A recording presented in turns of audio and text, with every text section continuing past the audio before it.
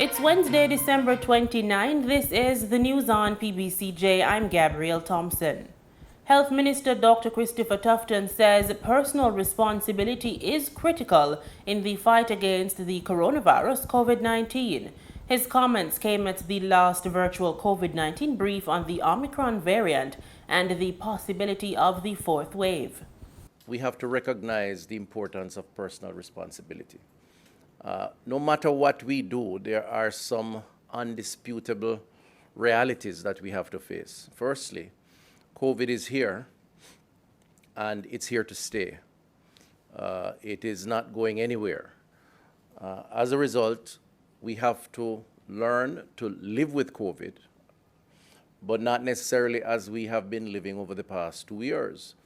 It means we have to pivot, we have to adjust, we have to do what is necessary to protect ourselves and those around us, our family, our co-workers, our neighbors.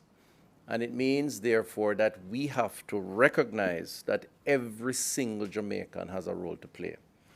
And so, for us in health, it is about providing the information in the first instance so that we all understand the role that we each as individuals and collectively have to play.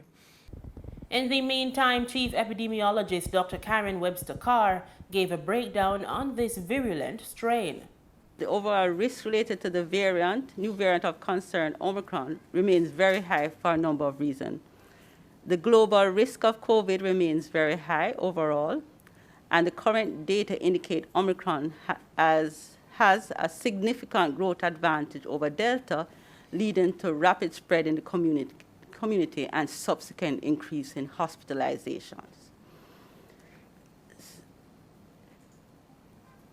So the World Health Organization on December 17 recommended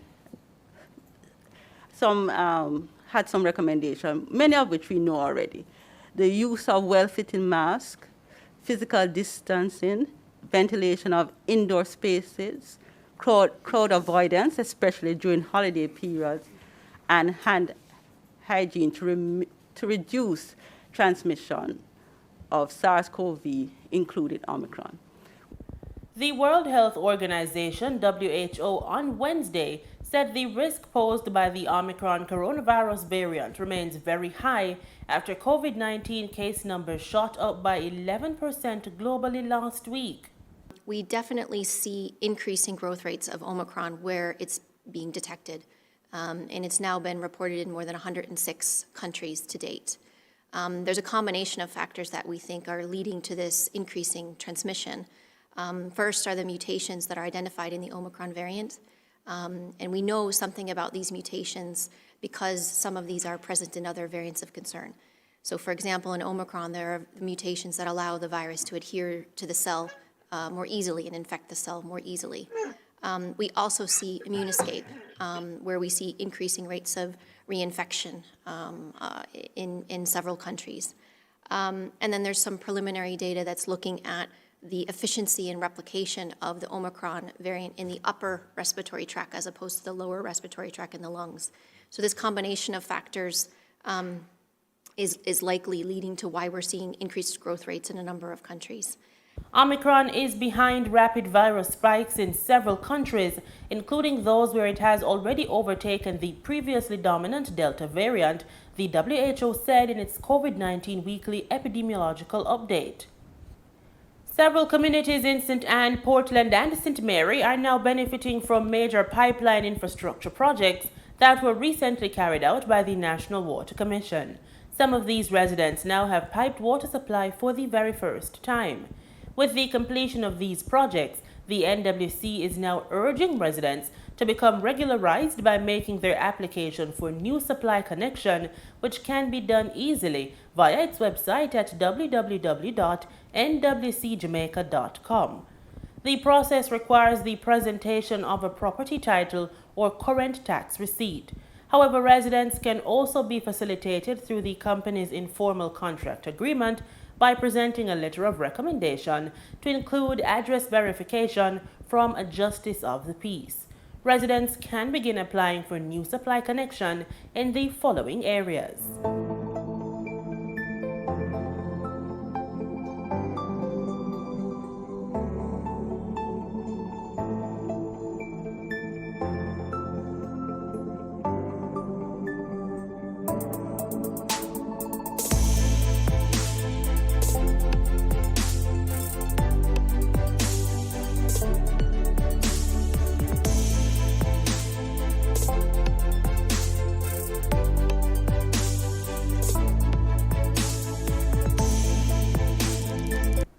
Road Safety Unit RSU is reporting that at least 13 people were killed in motor vehicle crashes between Christmas Eve, December 24 and Tuesday, December 28.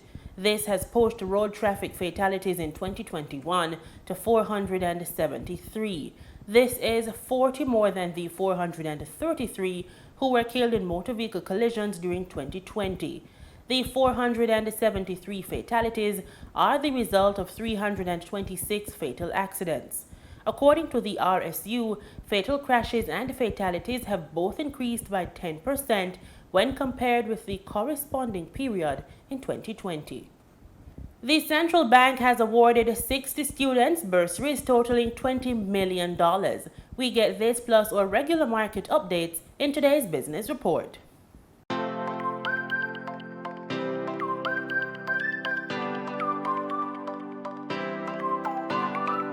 In foreign exchange trading for Tuesday, December 28, the US dollar sold for an average $155.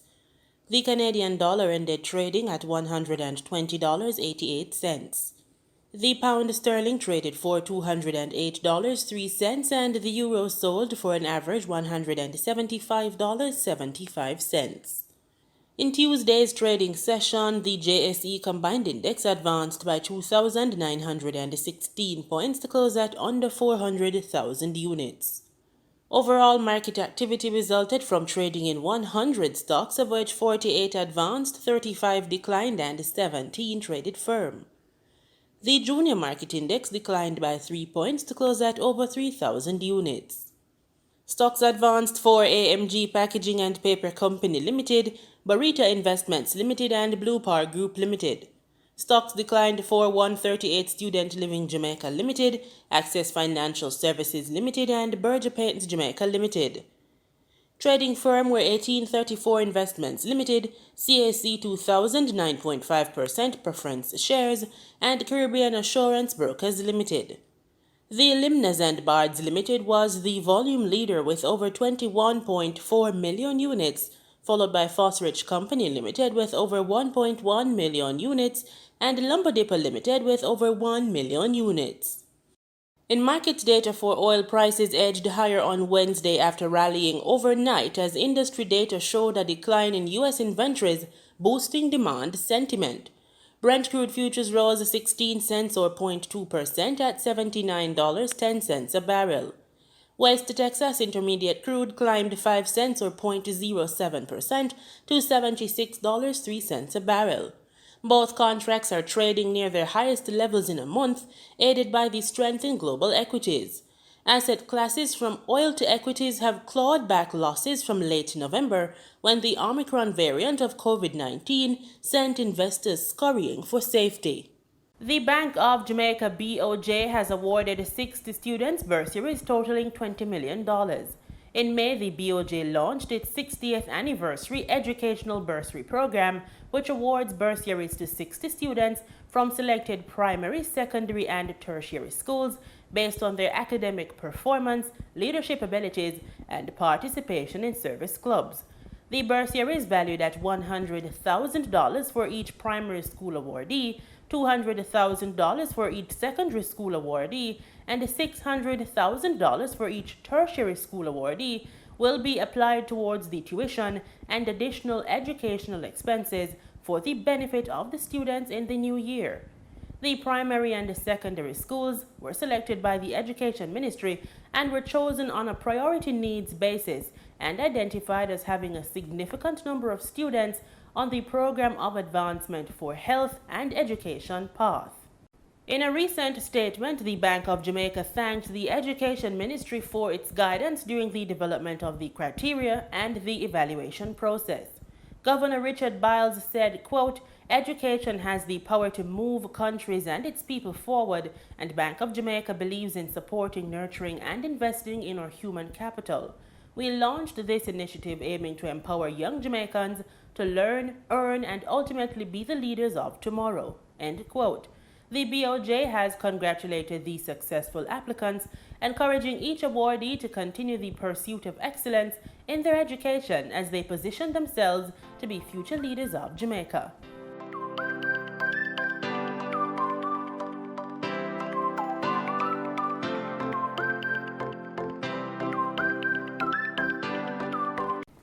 Nowadays, it seems getting braces is almost a fashion statement or status symbol. In today's Living Healthy, Dr. Heather Lawson-Myers explores the issue of braces with orthodontist Dr. Anna Law.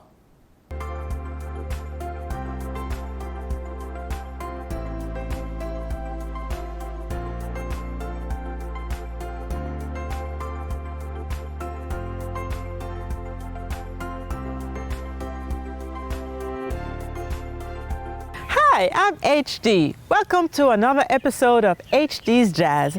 I am in the beautiful Royal Hope Botanical Gardens here in Kingston. And today I'm going to be asking the question, ortho who?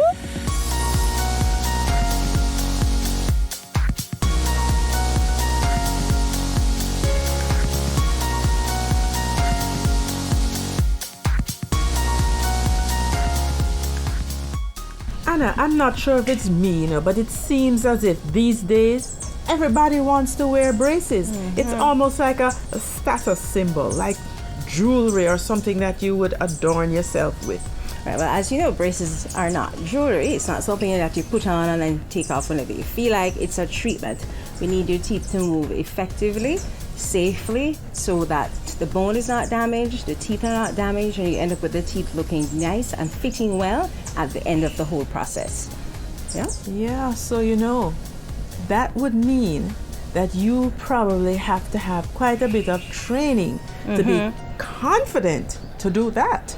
Absolutely. After 4 years of dental school, there's an additional 2 to 3 years of special training just to learn how to move teeth safely, to make sure everything is nice and stable at the end, is healthy at the end, it fits right, and you look good. So very important, very crucial and vital. So what are some of the challenges that you have noticed with your patients? Many of them have challenges with cleaning their teeth because it's a big adjustment. You have all these brackets and wires on your teeth, so therefore I tell them to make it easy and simple. Brush like you're brushing normally, and then go back and brush each bracket and make sure it looks nice and shiny, just like the first day that you got it. If you see a white film on your braces, then you need to go back and brush it some more.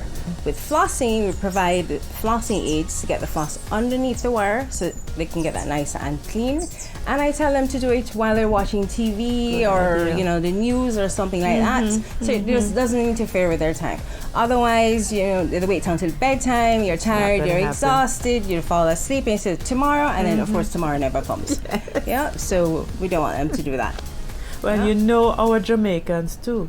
Is there anything that they don't put in their mouth? Tough food, sticky foods, they love those things. Chicken bones, and the oxtail bone, Yes. So it's quite good, but it will damage your braces. Yes. They will break off, and then your teeth won't move, or they will move in a way that we don't want. And if the wires bend, those will also move the teeth in an undesirable direction, also holding up treatment. So it will take longer for you to finish, and you spend more time in braces, which we don't want. We don't want you to spend more time than necessary to get the proper tooth movement done.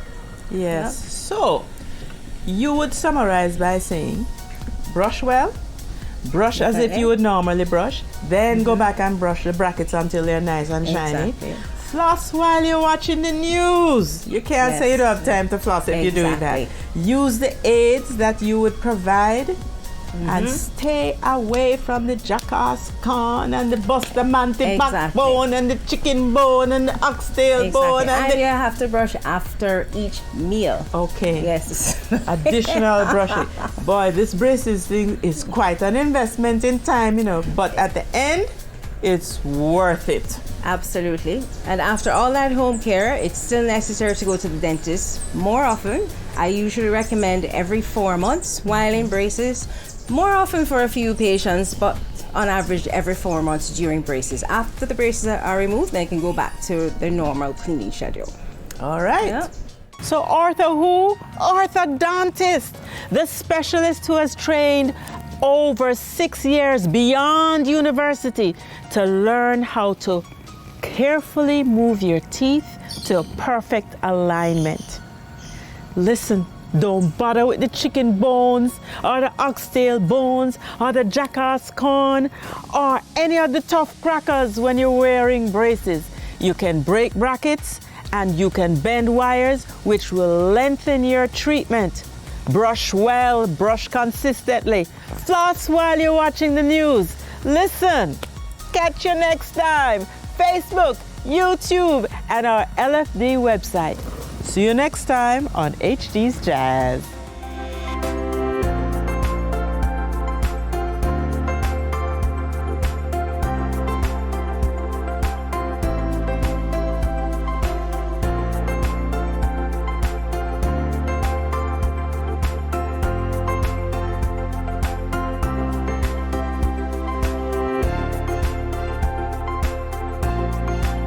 In news from across the region, we begin in Grenada, where the announcement of a snap election by Barbadian Prime Minister Mia Mottley has seemingly thrown the political climate in the region into a quandary. Grenada's elections are constitutional due in 2023. However, Prime Minister Dr. Keith Mitchell has the authority to call for an election at his choosing. Our political parties in Grenada are ready if Prime Minister Dr. Keith Mitchell calls a snap election. The decision by Prime Minister Mottley on Monday to have elections on January 19, 2022 has brought such a conversation into perspective. During the budget debate, Prime Minister Mitchell had hinted at the possibilities while cautioning opposition leader Tobias Clement of his limited days in office. The leader of the opposition would love this because clearly for the little time I think he has left in that position. Because you don't know when I ring the bell. I have a bell right in my pocket. You never know. I heard you said change is coming. Change is really coming, leader of the opposition. The National Democratic Congress declined an interview at this time on the subject as GBN reached out to political leader Deacon Mitchell. However, Public Relations Officer Orlando Romaine issued a written response to confirm that the NDC continues to prepare its election machinery for the next general election. According to Romaine, the party has deployed a considerable amount of effort and resources towards the voter registration process and will continue with this effort in the coming weeks. Barbados has recently become a republic, and Prime Minister Mottley cited a lack of unity as a major factor in the decision. I've decided that it would be in the interest of Barbados, our country, our home, that we recalibrate as a people behind one government and one leader. And let me say, whoever emerges as that leader, I will support. I will do my utmost to promote the interests of Barbados and Barbadians in all that I say and do, as I've done in all of my public career, and will continue to do until the Lord takes my breath. I would like to ask this of every Barbadian tonight. Our country demands it of us, and our people deserve it from us. We are currently divided. We are currently drifting philosophically and ideologically on quite a few things. I need for us to unite around a common cause. Unite behind a single government. Unite behind a single leader. And let us unite to fight the threats to our safety, our development, and our prosperity. I am Gerard Joseph for GBN News. And still in Barbados election news, Barbados Labour Party newcomer Corey Lane says he was caught off guard by Monday's election announcement, but he's ready to contest the poll. More details from Barbados Today. The 39-year-old Lane will be contesting his first election as a candidate for the city of Bridgetown after being chosen to replace the incumbent Member of Parliament for the area, Lieutenant Colonel Jeffrey Bostick. Hours after the Prime Minister's announcement that the general election will be held on January 19, 2022, Lane went with members of his team to reach out to constituents. I am still shocked standing up here now. I totally understand it from the perspective of, yes, I believe we do need to unite. When I look at COVID worldwide, as a people, we got to come together to fight this, because this is humanity versus COVID, you know. And I think we got too many segmentations, too many divisions, too many, and a lot of them are artificial. At the end of the day, there's a threat to us as a human a species, and it must be an equal response. I mean, humanity needs to come together, and I believe that that is what we're trying to attempt here. putting Barbados under the flag and rallying together against one common enemy, which is COVID-19. He told Barbados Today he was confident in winning the seat, but acknowledged that he would have some bigger boots to fill in replacing Boston. Well, for me, I see this as just another step, because for the last 24 years, I've been working with the people, and there's another way to work with the people, so that's why we believe that I will be ready. For the actual elective politics now, from the party level, I am in the process of getting ready, because to me, this is something new to me.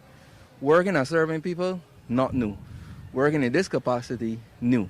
So again, in a state of readiness for that aspect of it. I think, I believe my chances are great. At the end of the day, I left the decision with the people, and I'm not only filling great shoes, but great boots, coming off Lieutenant Colonel Jeffrey Boston, and I believe that he left an excellent wicket, not only for the constituency, but for the country. And I'm definitely going to be working along with that. So I do believe my chances are really good. By the end of the day, I'm humbled by the opportunity to serve the people at this level. And in Trinidad and Tobago, Attorney General Faris Al-Rawi fired back at a local newspaper report following allegations that a senior legal advisor in the Office of the Attorney General provided legal advice to businessman Adrian Schoon. More details in this report. Mr. Schoon came under fire after police detained and subsequently released 100 persons on board his vessel Ocean Pelican on Boxing Night in Chaguaramas. In a press release, the AG admitted that Mr. Schoon contacted him requesting general information about the public health regulations and party boats, to which Mr. Al-Rawi referred him to the Minister of Health and/or the Minister of Tourism, Culture and the Arts.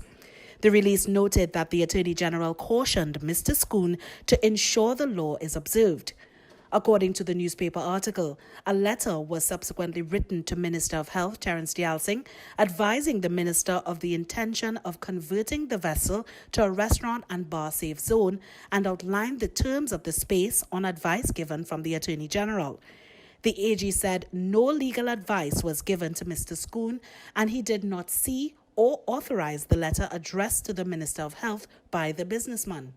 Further, the release noted that Mr. Schoon offered his apology to the AG and specifically acknowledged that no legal advice was given by the Attorney General and regretted the inconvenience caused.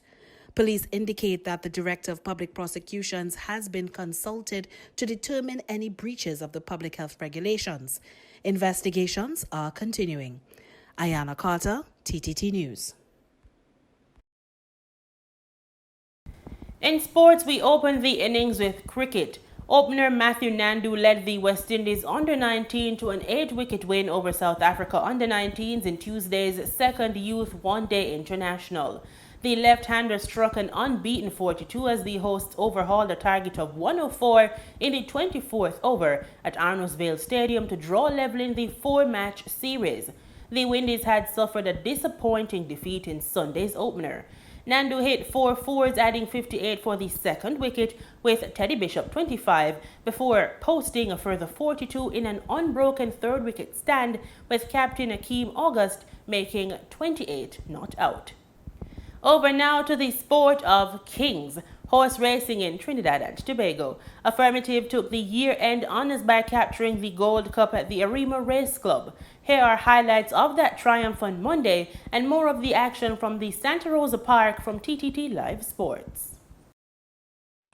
Race 2 on the day's card was a money grab for West Indian bred 3-year-olds and over 1,500 meters on turf, and it was Marvel Vigor after the bend. And Marvel Vigor has built up an insurmountable lead here, and they're not going to get him today. Marvel Vigor way in front. Lil Tory Bell is in the second position. Schwarzenegger maybe in third. Countryside fourth, but it's all Marvel Vigor. Lil Tory Bell finished in second.